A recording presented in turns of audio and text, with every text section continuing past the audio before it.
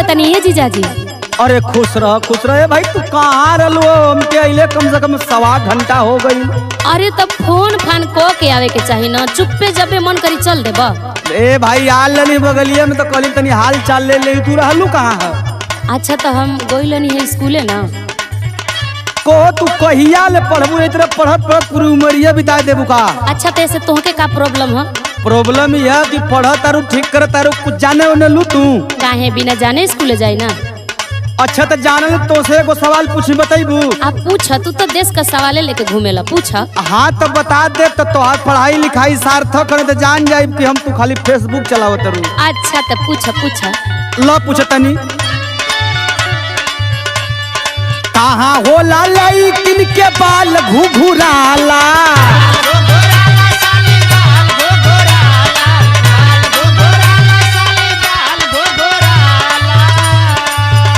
सुन तारू नो? हाँ हो सुनतनी। कहाँ होला लइकिन के बाल घुघुराला? बोला का होला हो दोनों टंगरी के बीचवा। बोला का होला हो।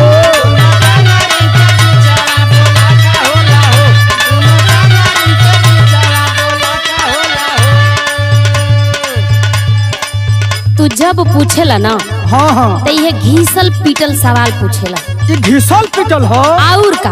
अच्छा तो बतावा तो। सुनावा।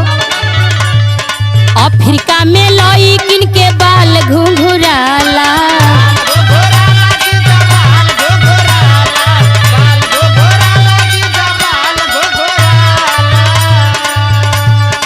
अफ्रीका में लइकिन के बाल घुंघराला। ठेंगुनवा होला हो, हाँ ठेंगुनवा होला हो दोनों टंगरी के बीचवा।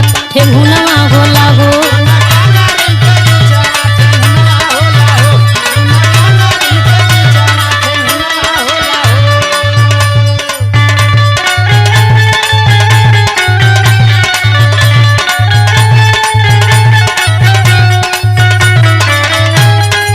बड़ा चोकना सवाल करत हुआ ना। एकदम करब।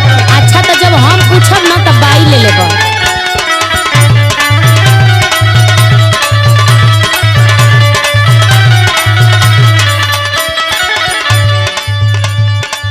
हाँ भाई बतौलू तो लगता कि तू कुछ पढ़ले बालू। और का?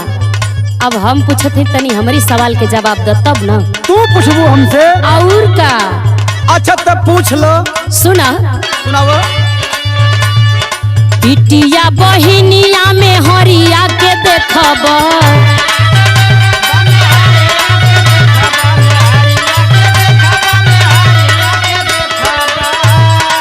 हे भाई तो बड़ा गढ़ू सवाल लगता हो।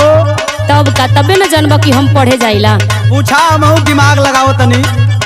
बिटिया बहिनिया में हरिया के देखब। देखे ना पैबा हो, हाँ देखे ना पैबा हो कौन चीज महतारी के देखे ना पैबा हो।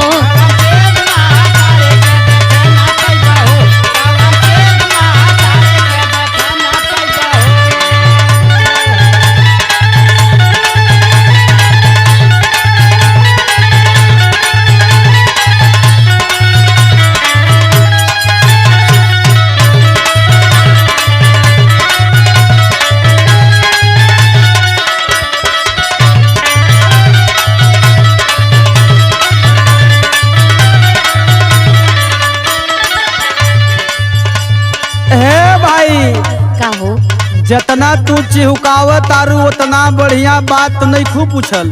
काहे? लो हम बता देतनी हो। अच्छा तो बतावा, चिल्ला मत। बिटिया बहिनिया में हरिया के देखब।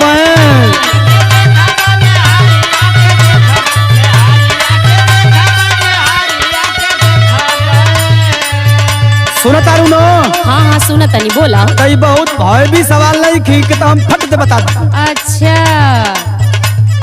बिटिया बहिनिया में हरिया के देखबे। देखे ना पैबे हो, देखे ना पैबे हो साली शादी महतारी के देखे ना पैबे हो। हाँ हो जीजा, बड़ा होशियार बड़ा हो।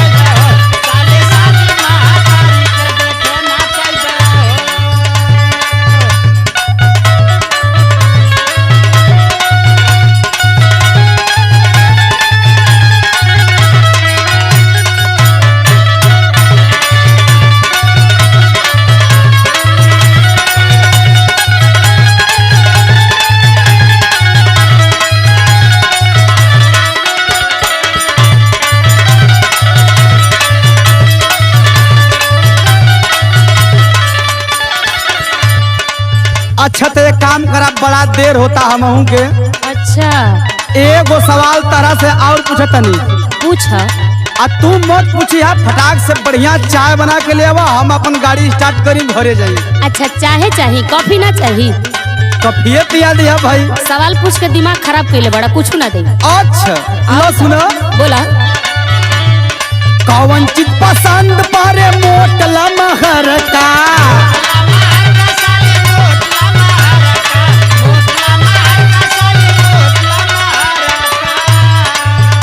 ध्यान से सुनी हो। खूब न सुनता नहीं। पूछ।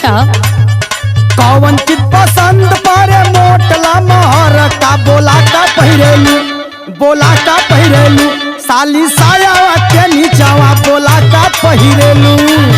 एकदम फुहरे हुआ का। ई सवाल हो, सवाल हो।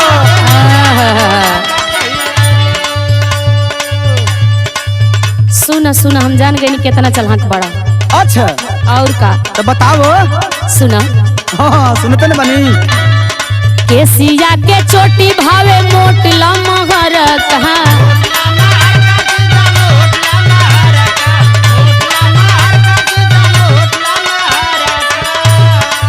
हाँ तो भाई हमार सरुइन तेज भी आए श्याम भोजपुरिया। और का हो? अच्छा केसिया के चोटी भावे मोट लमहर का? संडिलवा पहिरीला, हाँ संडिलवा पहिरीला, सुन सायावा के नीचवा संडिलवा पहिरीला।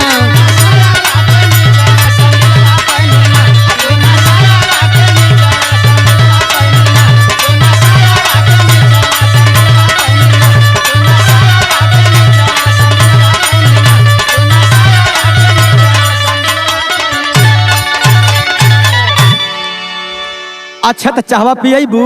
हाँ तो लपी आया जा यहाँ से।